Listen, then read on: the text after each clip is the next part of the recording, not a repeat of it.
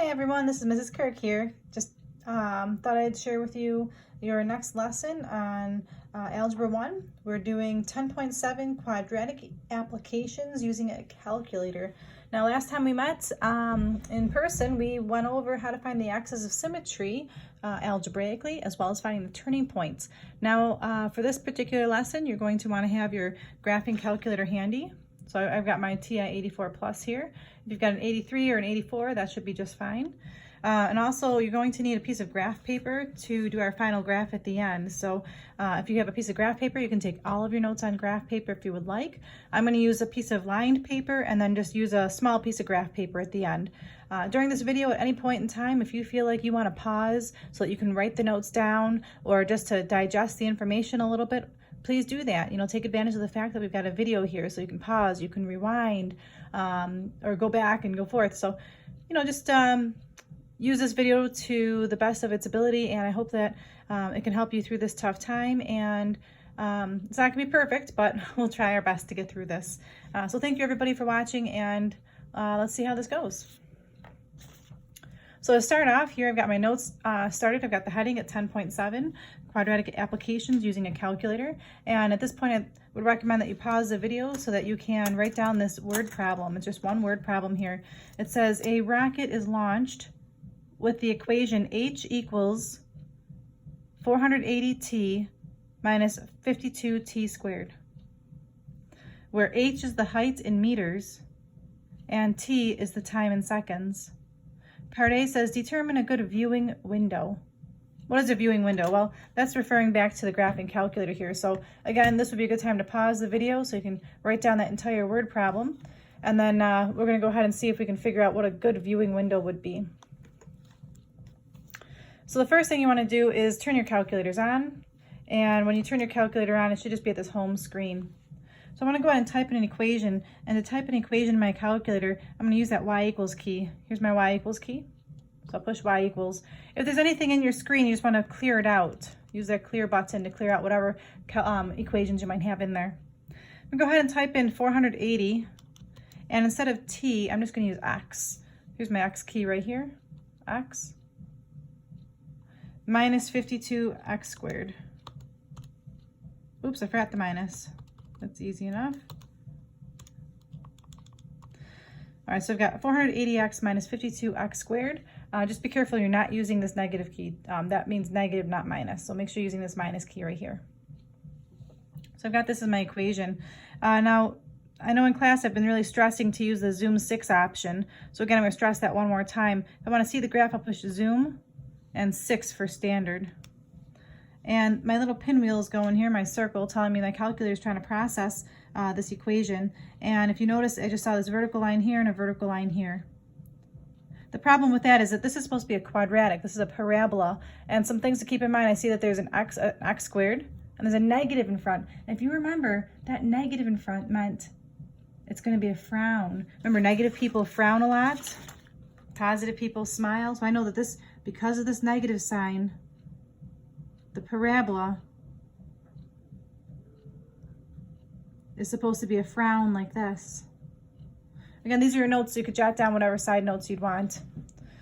Well, my calculator clearly is not showing me a frown. I saw a line going up and a line coming down. So that means I have to modify my window so I can see the top part of this frown. So let's see, now this is where the pretty cool part comes in with your calculator. This button up here says window. If you push that window button, it tells me my normal window is a negative 10 by 10 and negative 10 by 10. Let's go back to the graph one more time. I want to see higher up here, higher. So if I want to see higher on the graph, I want to change my y values so I can see higher.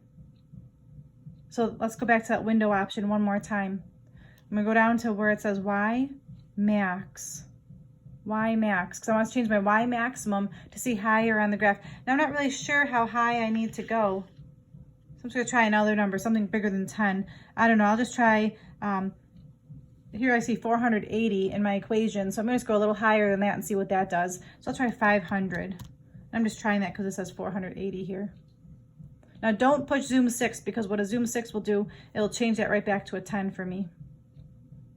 So now I change it to 500. Now I want to push graph and see if I can see my whole parabola. Okay, not bad. I can see that the curve goes up and comes down, and I can see that the highest point is going to be way up here, even higher.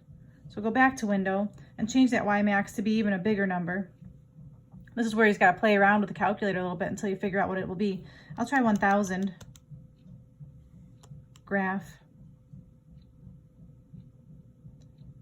Okay, I can almost see the top of my parabola, so I want to go even higher because I want to see that turning point up there. Remember, that turning point is called a vertex, and in this problem it's called a maximum. So go back to my window. I want to go even higher. I'm going to try 1500 and push graph. That worked out quite nicely. You can see the parabola going up and coming back down. All right, so here I am. It says determine a good viewing window. I just found a really good viewing window, so I'm going to write that window down. I'm going to write down what I just did here too. Again, these are my notes here. So what I did here, so in terms of steps, I type in the equation.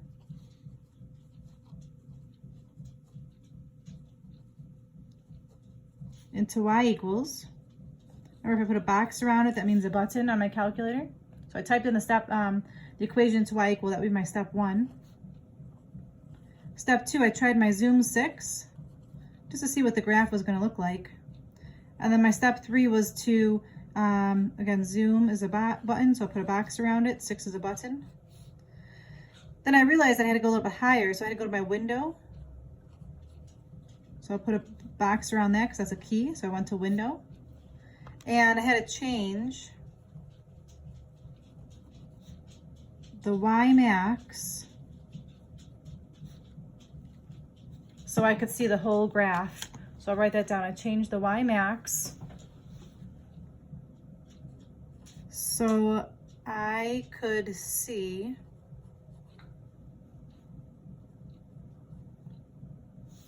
the whole graph. And again, it took me a couple of tries. You know, when you're doing this on your own, it might take you 5 or 6 tries before you find a good Y max, and you want to make sure you can see the top of that parabola nicely. When you're finding a good window, you should always write your window down. So here is my window. You write down window. Okay, probably would help if I used a pen that would work, so let me just use my green pen here. My window. And the way you're going to write your window on your final exam when you take it, you only care about the X max, the X min, the Y the X min, the X max, the Y min, and the Y max. So I'm going to write my window like this. I'm going to use hard brackets. The X's come first. So I use -10, comma 10. And then another set of hard brackets. I want -10, comma 1500.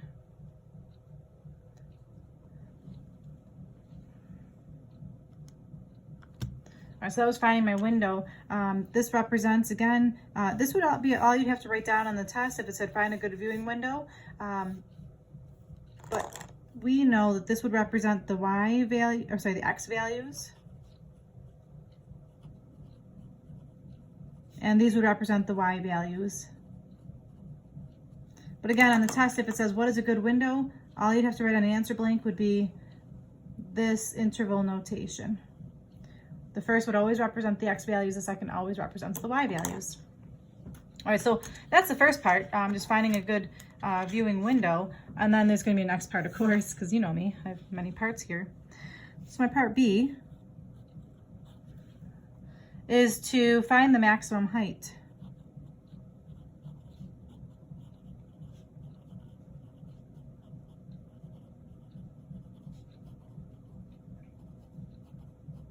So find the maximum height. All right, so now this is where we finally get to use our calculators a bunch, and there's gonna be a lot of steps here, so I'm gonna pause and write down my steps as I'm going. So again, I'm just gonna draw a quick sketch here on the side of my paper. Again, my parabola looks like a frown, and if you remember, the maximum is gonna be this point here, the turning point. That's gonna be my max height.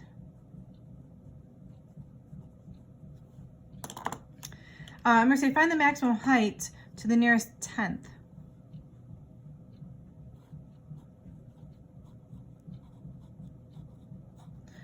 So it's the nearest tenth. Normally when we were finding the maximum, we would look at our table by pushing second graph and looking for where the numbers match and then turn around. And actually it looks like right here at 1100, it's going to be turning around, but then there's a problem. I don't see the symmetry here.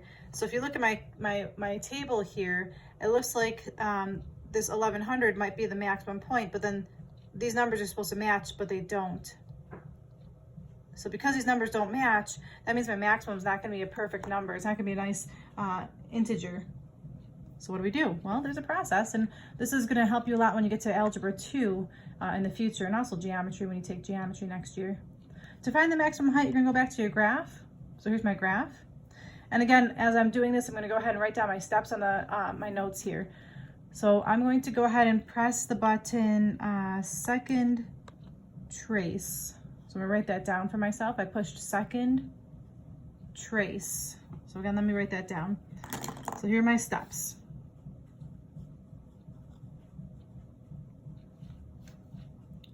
The first thing I did was I pushed second and trace. Okay, so again, it doesn't matter what screen you're on, the second key is right here, so push second, and the trace key is up here, trace. So this whole screen comes up, and I'm looking for the one that says maximum. Maximum's right here, it's choice 4. So I did second trace, I'm gonna pick choice 4. That's for maximum. And when you're doing this, just take your time, write your notes nicely. If you need to pause, go ahead and pause. All right, so here's my maximum now. So let's see, maximum. So I'm going to go down to choice 4 and push enter. Now my calculator is prompting me at the bottom. It says left bound question mark. So if you notice my cursor is way down here. Well, I know my maximum is right here where my pen tip is. So I'm gonna move my cursor just so it's on the left-hand side of my pen tip someplace. Right there is pretty good. It's definitely on the left-hand side of my pen tip. I don't want to go like right on the maximum. I want to be on the left-hand side someplace, anywhere. This is definitely on the left-hand side. So I'm going to write down what I'm doing there. So step 2. I move the cursor to the left side of the maximum. And again, I'm a visual person, so when I'm doing this, I'm going to go ahead and draw my parabola here for you and just indicate with a little asterisk, this is where I'm talking about.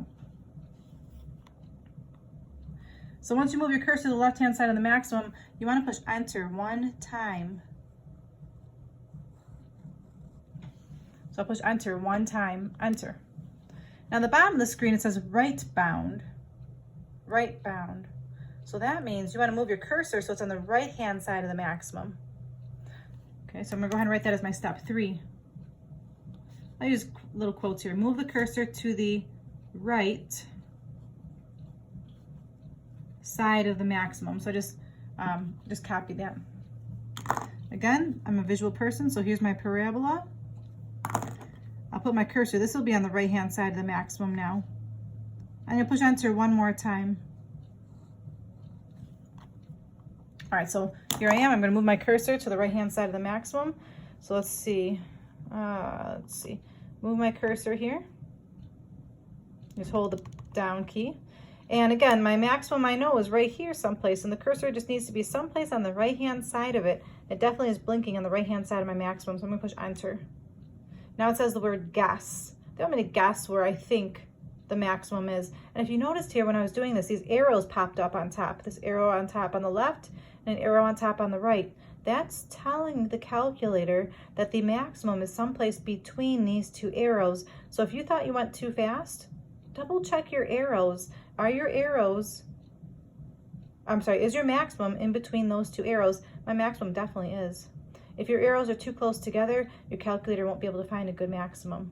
My arrows are nice and far apart. Anyways, going back to this, it says guess. So at this point, I would just actually push enter 1 more time. I'm not even going to move my cursor. So here in my notes, I'll just push enter 1 more time.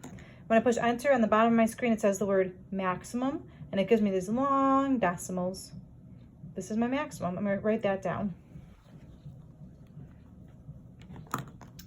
All right, so I'm gonna write down my maximum. Let's see, I'll do that in green here. So the maximum height, well, the maximum point, I'll write down as a coordinate. And again, I'm just copying down this value here. Okay, move that off my screen so I can read it. It's 4.6153861, comma 1107.6923. Your decimals might be off a little bit from mine, like the last few decimals, depending on what kind of calculator you have, and that's okay, because the question actually asks to round to the nearest tenth. But it says, what's the maximum height? Only one of these numbers represents the height of the parabola. This first number, if you remembered, that was my time in seconds, and the second number represented the height in meters. So if I want to answer this question, it says find the maximum height. The maximum height would be the second number, and we got to round that to the nearest tenth. So to answer the question, the max height is 1107.7 meters.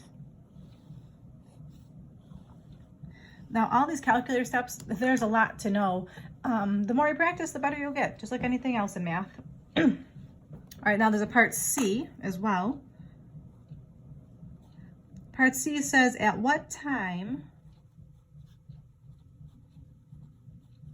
so write this down, at what time will the rocket hit the ground?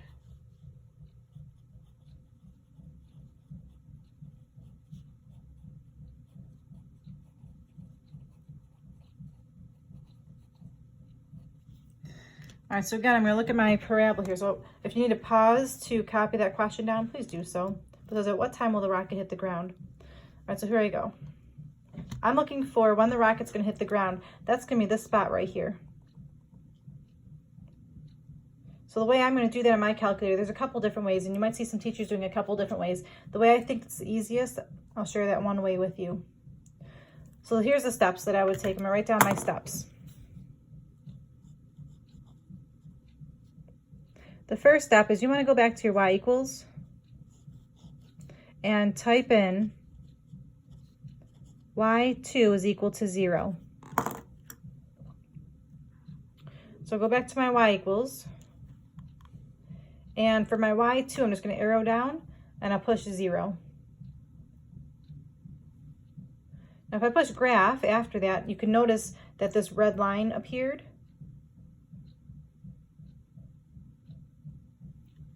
So let's see, I went and typed in y2 equals 0, and then I pushed graph just to make sure that the graph did appear. And my step 2 is I want to go back to that second trace option. So second trace. And I'm going to arrow down to where it says intersect. That's choice 5. Okay, so I'm going to write down those steps. Second trace, choice 5. And again, I'm picking that because that is telling me it's called intersect.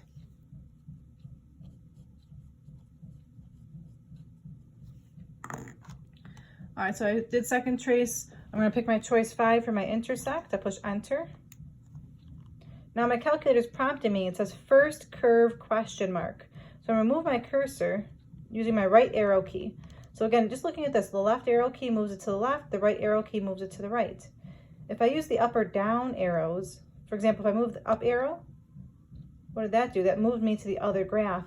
If I move the up arrow again, it just toggles between. So the up and down toggles between graphs. The left and right will move the cursor to the left or right. So I move my cursor to the right-hand side. I'm looking for where it hits the ground, so it's roughly around here. So I'm going to write that down, what I'm doing. I move the cursor, so step 3 is to move the cursor to the 0. slash root. We call that the root, if you remember in class. And again, I'm a visual person, so I'm just going to go ahead and draw a picture of what I'm talking about here. This is kind of what my screen looks like right now, and I'm moving my cursor to where that root is. And what you're going to want to do is actually push enter when you have it pretty close to where the root is. So right now my cursor is pretty close to that root. I'm going to push enter once. Now it says second curve. I'm not even going to move my cursor. I'm just going to push enter one more time. And now it says guess. I'm not going to move my cursor. I'm just going to push enter one more time. Don't go too fast. Your calculators are not as fast as your phones are. I know how we like to go boom, boom, boom, boom really quick. It goes too fast and the calculator gets overloaded. So I'll push enter one last time. And now it says intersection, and it gives me the coordinate right down here. So I'm going to jot down that coordinate. Let's see. So I'm going to write down here my intersection, or my root. You can call it your root, like we were doing in class. The root is 9.2307,692, 0. All right, so what does this mean again? This first number represents the time in seconds. And the second number represents the height in meters. So this particular question, you want to know at what time will the rocket hit the ground? So the answer, if I were to write this on a test, the time to the nearest tenth of a second would be 9.2 seconds.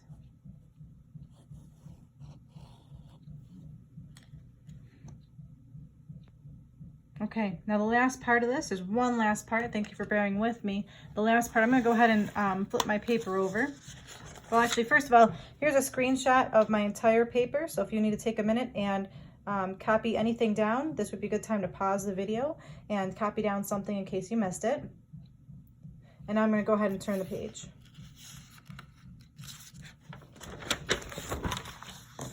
All right, so the last part of this, my last question to ask you, this will be part D, will be to draw a complete graph. So this will be the part where you're going to want to grab your graph papers and straight edges. So pause the video if you don't have those things. And I'm going to go ahead and, I already started a graph paper and I labeled some things on here. I'm going to zoom in a little bit so you can see what I have already drawn. So when you're talking about this rocket question, I don't need any of my negative values on the left-hand side because I don't have negative time. And I don't need any negative values on the bottom down here because you can't have a negative height. So I'm really focusing on the first quadrant. So draw your axes all the way to the left, all the way to the bottom. And I know that the maximum height of my rocket was 1107.7 meters. So when I made my scale over here, I just had to make sure it definitely covered at least 1100. I went by 100. So I went 100, 200, 300, 400, 500, 600, and so on. But I only labeled every other one. And then on the bottom for time, I know that the rocket hits the ground at 9.2 seconds. So I just have to make sure my time scale can at least go to 9.2, which I went all the way to 10. If you notice, I had Y, but I erased it to write H because we're talking about height. And I had an X, but I erased it to be a T for time. So when you label your axes, just make sure you have H and T. So take a minute, pause your video, and make your axes to look like this, all the way on the left, all the way at the bottom, and with your labels. I'm going to go ahead and go to my table now to get some points to plot. Second graph. And I'm going to plot these points, 0, 0, 1, 428, and so on. So I'm going to leave my calculator on the side here so you can see the values as I'm plotting them. I'm going to use a pencil because sometimes I do make a mistake.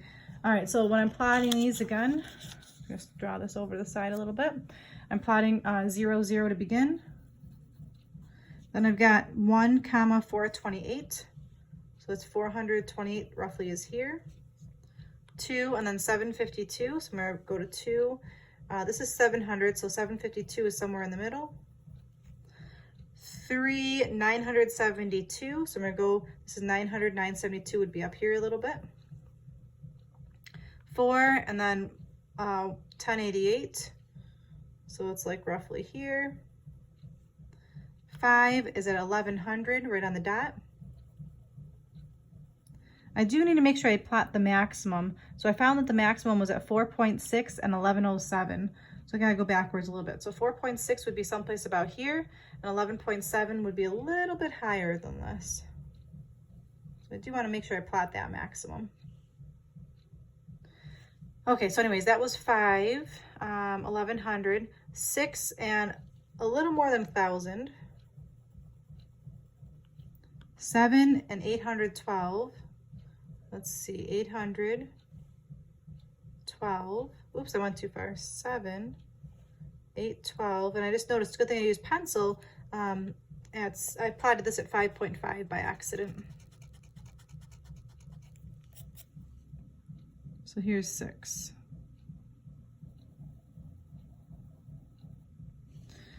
Okay, I'm gonna keep on going. The next point here I'm looking at is 8, 512. 8, 512, 9, 108. 9 and 108 is right about here.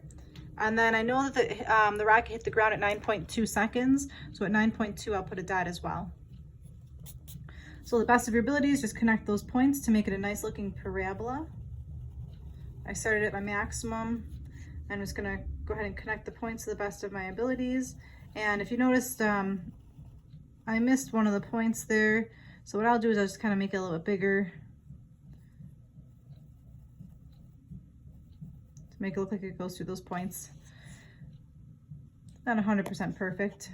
I guess I can erase this and make this look a little nicer.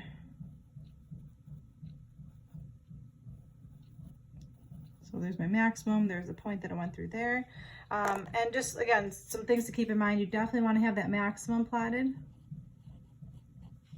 And that maximum, one more time, was at 4.6, comma, 1107.7. So definitely have that max plotted. Then also definitely want to have that, that root plotted. And that root was at 9.2 seconds. To make this graph complete, I'm just gonna write the equation on here. So it's h equals 480 t minus 52 t squared. Okay, and that's all I have for today's notes on how to graph a quadratic application using a calculator. There are a lot of things happening here. I appreciate you watching the entire length of the video. I know it was 28 minutes. I apologize for the length, but I wanted to make sure we went through those steps carefully. Your homework I'm going to post on WITS here.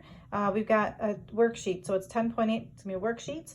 I'm going to go ahead and attach the PDF to this sheet, this notes sheet as well. So after you're done with the video, please take a minute and try to do this homework question on your own. I'll post the key as well. It is really important that you try this and try to master your graphing calculators. It's going to make your life a lot easier when you do get back in the classroom and start using your calculators. Your teachers are going to expect you to be able to master these steps. So thank you again for listening, and I really appreciate all your effort. Thank you so much. I do miss seeing everybody every day, and we'll get through this. So hang in there.